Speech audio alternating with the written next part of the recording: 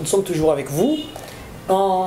Selon votre façon de vivre cette indépendance, qu'est-ce qui est à la base de ce ça ne va pas jusqu'à présent, selon vous, votre façon, parce que je suppose que ça fait longtemps que vous êtes en train de célébrer, vous êtes en train d'accompagner la RDC à la célébration de son indépendance. Voilà. Qu'est-ce qui est à la base de ce ça ne va pas? Voilà, depuis ma naissance, ça fait maintenant 30 célébrations, donc parce que j'ai 30 ans.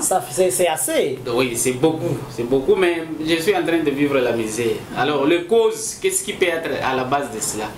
D'abord, comme nous avons... Parce qu'avant de vous couper d'abord la parole, il y a ceux-là qui disent que non, Lumumba, que son âme repose en paix, avait vite demandé cette indépendance. Est-ce que c'est ça la faute ou parce que Lumumba n'a pas peut-être respecté les procédures selon les uns, Lumumba était parti vite à la besogne selon les autres? Est-ce que c'est ça la cause noble de ce que nous consommons aujourd'hui comme difficulté de cette indépendance? En tout cas, moi, je ne leur donne pas raison.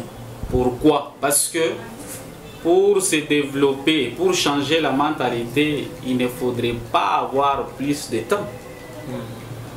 Demander l'indépendance précipitamment, je ne pense pas. Parce que si seulement, bon, on s'est dit, depuis 1885, commençons seulement là, avec leur fameuse conférence de Berlin où ils se sont partagés les gâteaux. Les gâteaux, hein?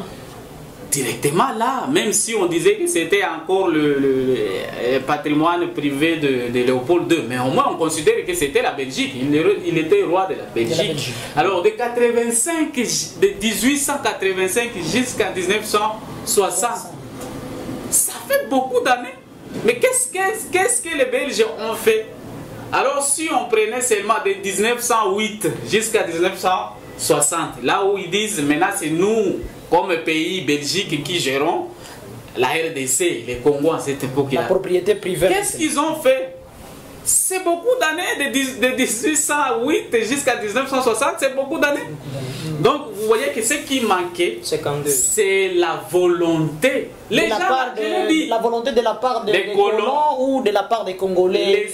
Les systèmes coloniaux belges n'avaient pas comme mission de développer leur colonisation. Non, c'était une colonisation d'exploitation. Mais jusqu'aujourd'hui, on est indépendant. Est-ce que nous dépendons encore de ces systèmes ou... Voilà maintenant que là, nous sommes en train, c'est la logique, non? Je vous ai montré un exemple un peu banal ici. J'ai dit, si vous avez réussi, vous avez plutôt hérité un conflit, vous risquez de rester avec ces conflits-là juste après, même la mort de votre parent.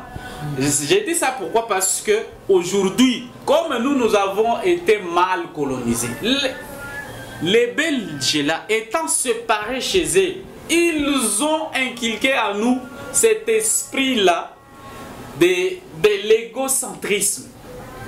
Et c'est ce qui fait le problème aujourd'hui. Parce que si seulement nous on avait d'abord cet amour du pays, mais moi j'ai dit, on ne manque pas l'amour du pays parce qu'on est obligé d'appartenir à un pays. Si vous n'avez pas de pays, vous vivrez où? Non. Même si vous n'aimez pas dans votre esprit, mais au moins par la pratique, vous devez l'aimer parce que vous êtes obligé d'y habiter.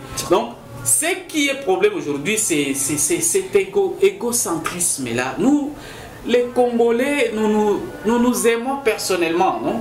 Non? Si vous avez une parcelle de pouvoir, vous vous dites d'abord moi. C'est moi d'abord, je dois être bien avec ma famille, voiture, je ne sais pas, beaucoup de maisons. Vous allez voir qu'aujourd'hui, même si la loi ne l'autorise pas, quelqu'un a plus de 50 parcelles, quelqu'un a plus de 100 parcelles. Alors, les autres, tu veux qu'ils deviennent quoi? Qu'ils habitent où? Qu'ils soient tes locataires seulement. C'est ce que tu veux. Donc, là, tu voudrais plus avoir de l'argent que les autres continuent à croupir dans la misère. Donc, vous voyez que c'est ça le problème aujourd'hui. La néocolonisation. La néocolonisation qui se transforme, qui se matérialise par nos mauvais comportements. Surtout cet égocentrisme-là. Les Congolais s'aiment beaucoup. Et nous aimons beaucoup plus les pouvoirs. C'est ça aussi les grands mal. Quelqu'un a un pouvoir, au lieu de faire un mandat seulement, qu'il soit satisfait, il dit non, je dois faire 2 et voir comment je peux manigancer pour avoir 3 et au-delà. C'est ça le problème. Or, si vous avez un mandat et vous travaillez pour les autres, Parce que c'est que les autorités congolaises, depuis l'accession à l'indépendance, ont oublié. Vous avez vu vous-même les scandales entre Kasavubu et les Lumumba. Tout cela, c'était un conflit de pouvoir. Ils disent, bon, comme moi c'est le président, j'ai été révoqué. Mais si ils avaient cette conscience de dire, nous avons eu ces pouvoirs pour notre intérêt à tous, je ne pense pas s'il pouvait y avoir ces scandales-là. Mais ils se sont dit, non, maintenant c'est moi Lumumba, avec la majorité au Parlement, et toi, Kasavubu, tu es président. Non, moi, je suis président, je te révoque. Et puis Lumumba s'est dit aussi, non, toi, tu n'as pas de pouvoir, c'est moi qui ai le pouvoir. Donc, et il y a la majorité, je te révoque aussi. Tu vois, c'est ça le problème. Donc, le fait d'aimer plus de pouvoir et d'intérioriser en nous cet esprit-là de l'égocentrisme, c'est ce qui fait à ce que nous soyons à ce stade jusqu'à aujourd'hui. Parce que les autorités, tous ceux qui ont de pouvoir, ils ne travaillent pas pour les autres, ils travaillent pour eux-mêmes d'abord. C'est ça le mal. Mais s'ils pouvaient travailler pour les autres, on ne pouvait pas avoir de cas de vol, de détournement, je ne sais pas moi, de tuerie. Il ne pouvait pas y avoir. Mais comme il y a déjà, parce que, messieurs les journalistes, comment vous imaginez que vous pouvez avoir 50 000 $, et moi je n'ai même pas 100 francs, et que je te laisse libre comme ça? Que moi je mets de fait et toi tu as 50 000. Non, je ne peux pas. Je vais développer les mécanismes pour te soutirer aussi un peu de sous. C'est ce que nous sommes en train de vivre aujourd'hui avec insécurité, avec tout ce qu'il y a. Merci maître, nous allons revenir encore une fois de plus chez vous. Monsieur Rachid, nous revenons chez vous. Où se trouve la RDC 61 déjà sur le plan économique? Parce que si vous interrogez un peu l'histoire, vous comprendrez que les pays qui étaient au même niveau que la RDC en 1960 sont aujourd'hui des pays émergents, d'autres sont développés. Mais la RDC est classée jusqu'à présent parmi les derniers pays de la planète avec un PIB, donc produit intérieur brut, de pas moins de 458 $. Tandis que le premier pays nage sur 140 000 $. Vous voyez la différence qui s'impose là-bas. Mais la question qu'on se pose, comment vous trouvez le bilan économique de la République démocratique du Congo pendant 61 ans déjà? Comment vous trouvez ce bilan? Le bilan est ignoble. La RDC, j'aimais beaucoup plus la question que vous avez pu poser au maître par rapport au niveau où nous sommes. Nous sommes bien sûr. Et c'est la même question que vous me posez, mais sur l'angle économique. Normalement. C'est très, en tout cas, émerveillant. Dans le sens où, vous savez, nous sommes les enfants issus directement de la Belgique. Ce sont nos parents biologiques directs. Nous avons des oncles paternels dont la France, l'Angleterre, l'Allemagne, la Russie, l'Italie, qui ont pu participer à la conférence géographique à Bruxelles, sous l'appel de Léopold II pour pouvoir faire l'Afrique centrale, ouvrir l'Afrique centrale au commerce international. Or, ça, c'était un faux motif. Les réels étaient de pouvoir exploiter. Ils ont créé à l'issue de cela, l'AIA, créé toute une association internationale africaine pour exploiter une partie du centre de l'Afrique, comprenez? Quelle est cette partie? C'est le bassin du Congo, la RDC en particulier. Vous allez comprendre que nous avons hérité certains caractères à travers les gènes issus de nos parents, et je vais les citer. Vous savez, un enfant peut hériter de son père l'hérédité physique, nous avons l'hérédité physiologique. Nous avons aussi l'hérédité sociale qui n'est pas naturelle, c'est-à-dire la transmission des cultures, des mœurs d'une génération à une autre. Et c'est là où je vais m'atteler mon point de vue. Vous allez comprendre que la RDC, le Congo à l'époque belge, vivait dans un système qui était avantageux à la Belgique, comme on l'a bien souligné. Notre collègue l'a souligné, dans le sens où c'était le paternalisme.